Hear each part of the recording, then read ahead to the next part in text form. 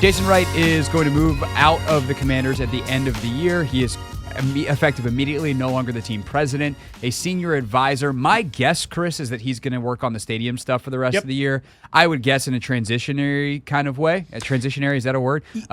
Whatever that word's supposed to be, where they will hire the new person. Jason will make sure that all the people that they've been working with on Capitol Hill, that person gets introduced to and knows if they don't already, which I do think becomes an interesting discussion in terms of who they hire as the next president. And so there are a lot of different factors, from partnerships to NFL knowledge to being connected on Capitol Hill, something you need in D.C., and you don't need to be the team president of any other team.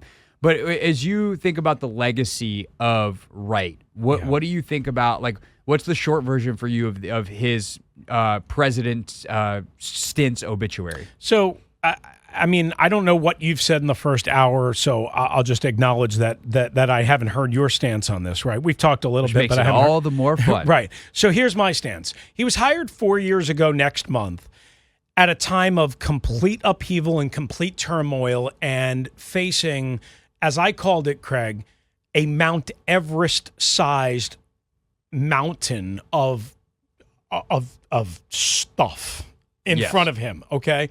And look, he made some colossal mistakes. There is no denying that. I don't even think if Jason was being honest with you face-to-face, privately, that he would say, I didn't make colossal mistakes. I don't think Jason will mind sharing. I can confirm that is the case. Okay. He does not think he did a perfect job. The extent to which he did or didn't, I think, would be depending on who he's talking to. Right. But he by no means thinks that he did in hindsight a perfect job. That being said, here's how I approached it, and it was certainly not met with a lot of regard from Linnell, and most of the audience, I can't imagine, agrees with me, is, hey, man, listen, he made some colossal mistakes. He didn't do good enough, but he did do some good things. And ultimately, when I remember his almost 4 years here, or I guess it'll turn out to be 4 years plus under this revised agreement, when I look back on it, I'll say, look, again, made the colossal mistakes, faced an insurmountable mountain of tasks, could have done better, but did some good things to revitalize the fan base even before Josh Harris. And that was easy once Josh Harris and his group took over last July, but it was not easy before that. And what I pointed to, and again, maybe I'm wrong, not the first time, not the last time, but I pointed to this, Craig. In 2021, coming off of, yes, a fake division-winning year or whatever you want to call it in 2020, in 2021, they had an average of like 52,000 and change, I think 52.7 in attendance. In 2022, meaning the Carson Wentz year, they went from 52 and change to 58.1 in terms of average home attendance, almost about 6,000 or so increase. And that was before Josh Harris and mostly before Dan Snyder announced his intention to sell the team. So to say that isn't something that was good, something for Jason Wright to hang his hat on, I think is irresponsible. Yeah, I mean, I would say I would have to go back and look at the schedule. Like, that could be the difference in playing the AFC and NFC West versus the NFC Central and AFC North, where all of a sudden you have one game full of Baltimore fans, and like, it's an easier commute for away fans. And so, like, I'm not going to argue with your overall takeaway, because I actually mostly agree with it. Some of your data points I think could probably be picked apart, which is Linnell's job. So I'll go to the bigger thoughts. He didn't pick apart the data points. He just completely ignored it and said it was irrelevant. And we thought about the schedule right now. I know Pittsburgh wasn't here, but I'm sure Green Bay was. We can go through the schedule. Not to get caught up on those kinds of details. Right. I think.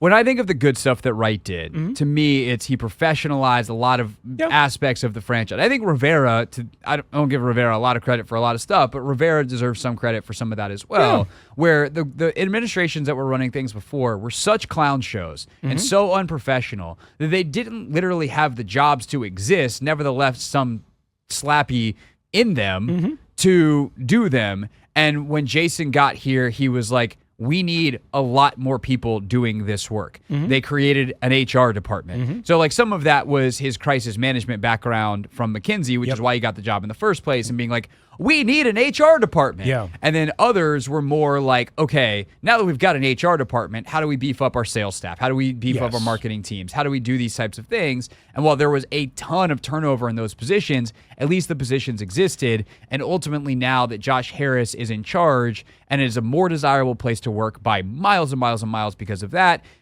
fact alone, nevertheless, that Josh Harris will pay people and Dan Snyder was notoriously cheap. I mean, I'd heard at one point, like, the average salary here was like less than half of like requisite positions around the NFL. I know at least in one example, it absolutely where like was. if someone else was making $85,000 for job X at the Chargers, it was $40,000 a year here. So you're just not going to get good people. And you're going to get a lot of turnover, and that included during Jason Wright's tenure. For sure. Well, let me ask you this. I know this is your show, but let me ask you a question. Because take the thinking off my plate, Chris. Be my guest. You're very sophisticated, and I'm not. Would you say that Jason Wright's achievements and accomplishments are much harder to publicly identify and celebrate if you're the common fan and even media member, as opposed to his colossal failures? Yeah. Oh, I think that's inarguable, right? And I think that's why it makes the legacy conversation that we, of course, have to have instantly the second we hear the news, because that's what we do, because we're sports radio. It makes it so difficult, right? Yeah. Something like, hey, he professionalized the behind-the-scenes stuff that you never see directly. But nobody like, cares about human resources if you're Joe fan. Right, exactly. And nor do you really think that you care about getting nicer banners around the stadium or a better video board and all that kind of stuff. But you actually do. Like, it kind of intrinsically and untangibly positively affects your fan experience, but also does that overcome those little subtle things that you don't even realize are happening to you, overcome the colossal disaster that was anything related to trying to honor Sean Taylor? Yeah. I mean, absolutely not. I mean, the Sean Taylor thing was a disaster in multiple ways, right? I mean, there was the picture in front of the porta potties. There was the mannequin. I still don't understand, quite honestly, from the mannequin perspective, just from that, why they didn't have, like I pointed this out a ton, I'm sure you've talked about it, why they didn't have long sleeve shirts, like which football players wear all the time to cover up the mechanical arms. I don't understand how little details fell through the cracks. I think that there's some more behind the scenes storying to that specific thing that hasn't necessarily, I don't have it on good enough authority. I'll tell you in the commercial break, and you might go, which I'm sorry to do to the listening audience. It's just like that's sometimes how reporting works, is you hear something, but it's not on enough authority that you can report it. But at the same time, like, ultimately, your job as the president is to kind of be that final stopgap, to stop whatever Looney Tunes is happening, and make sure you're not. But also, like, in fairness to Jason and anyone else involved in that project, like, even if they were put in a bad spot where I don't know what were they going to do, actually say no, like the Taylor family did sign off on that. And that they then use them as like a defense shield. So like there's a lot of complicated stuff where you're just like, the easiest explanation for this colossal mess up is they work for Dan Snyder. And I think that was my ultimate, kind of headline and ultimately closing line of my obituary that I wrote for the presidency of Jason Wright, is that he is someone who worked for Dan Snyder. He was the last team president that worked for Dan Snyder. And I think he has a role in helping get Snyder out with the way he worked with the NFL and whatever strings he may have been pulling and people he was talking to behind the scenes. Maybe he was one of the people saying, like, Dan, it's better for the franchise if you got to go. I'm sure that there were some tough conversations between the Snyder family and Jason as a representative or what. I don't know how that ultimately went down. How Dan was, I'm guessing it was probably more of like the Jerry Joneses of the world or whoever else that made Dan see the writing on the wall. But I do. So there's like, one, you took the job, which says something about you. There is some level of ambition that overrid whatever breaks should have been in place to be like, I don't want to work for Dan Snyder. Whatever in that moral role. compass you have, And then two, I do think, so that's like one negative, but on the positive, the way that the organization was able to hit the ground running under Harris has to, on some level, be given credit to Wright, which is why I think his legacy is so complicated. That's a good point. I didn't bring that part up. I just said, well, okay, if we're going to give, because Linnell's point was everything that happened good last year was because of Josh Harris buying and Dan Snyder leaving, nothing to do with Jason Wright. But, of course, I was trying to point out that there was already a positive transition towards the turnover, if you will. And one of the examples that I brought up is everybody thinks, well, the grandstands, the temporary grandstands were just dropped in between the time that Josh Harris officially bought the team a week before training camp and then day one of training. And that was not the case. That was already in. Now, maybe it was because they knew they were going to get a new team owner, and that was something that was smart to do. Yes.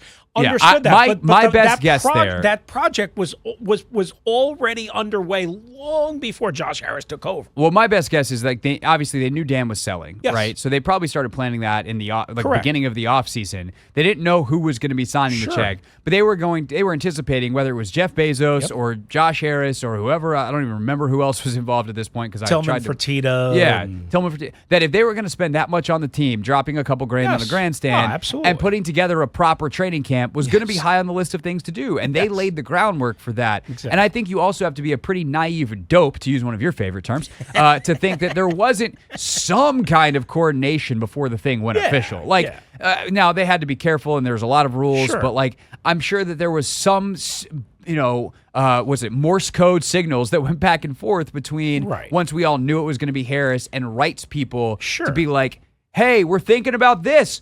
Blink 58 times if you think that's a terrible idea. Oh, they only blinked 3. Like, there had to be some of that. And to navigate that takes some tact, takes some depth, takes some skill. But it also doesn't mean that there aren't a lot of, like, at the end of the day, I think there also then is like, okay, well, if he did that stuff and deserves credit, then why doesn't he get to keep going, right? And I do think this is where we talk about some of the, okay, would a better person have avoided some of those mistakes that Jason made? Perhaps. Certainly perhaps. I also think a better person wouldn't have taken the job, but I do think that Harris understands that landscape because of where he sits in business and with his other sports businesses, and he understands the caliber of person. And all these things that we're talking about, Jason can both get credit for and get credit for doing well and acknowledge that anybody else who's qualified for that position probably could have also done them equally well. Yeah, I'll just point out this last thing for me is if Jason was so bad at his job and Josh had so little regard for him, he would have been out, A, a while ago, I think. B, he wouldn't be allowed to continue beyond the expiration, we believe, of his contract, which is next month, in whatever this role is, in which Jason, via statement, said, I'm going to maintain the same responsibilities as I've had.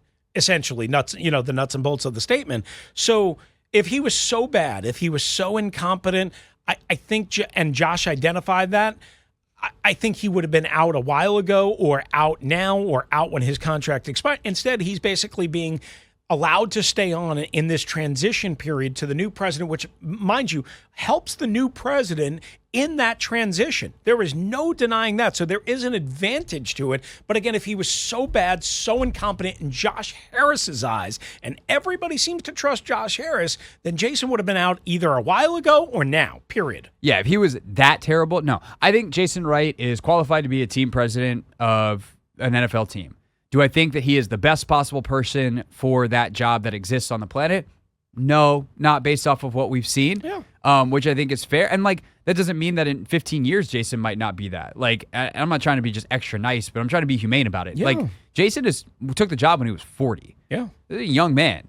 And so who knows what experiences he learned from and will continue to learn from and whatever. But, like, are there people, like, Josh Harris is about getting the best people. And so it doesn't really matter what Jason Wright is right now. If he's not the best possible person for the job, Josh Harris is going to go pursue that. And I'm excited to see who he finds. Because I think you could look at the NFL. I think you could look at some people, maybe even on Capitol Hill. Like, do you go find some chief of staff of a senator or whatever and that knows the inside and outs of Congress that you need to get stuff done for RFK and knows the DC business community really well? Like, there's a bunch of different options and a bunch of different places in the sports and business and political worlds that you're going to search for someone to be this team's next president of business operations.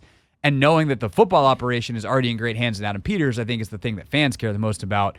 Even if your fan experience will actually probably be well, I won't say more impacted because the emotion of being a fan is most impacted by the football, but if you interact with the team, we'll be heavily impacted by whoever this person is. Yeah. I just don't want a hardcore nuts and bolts bean counter that is going to hold this team back.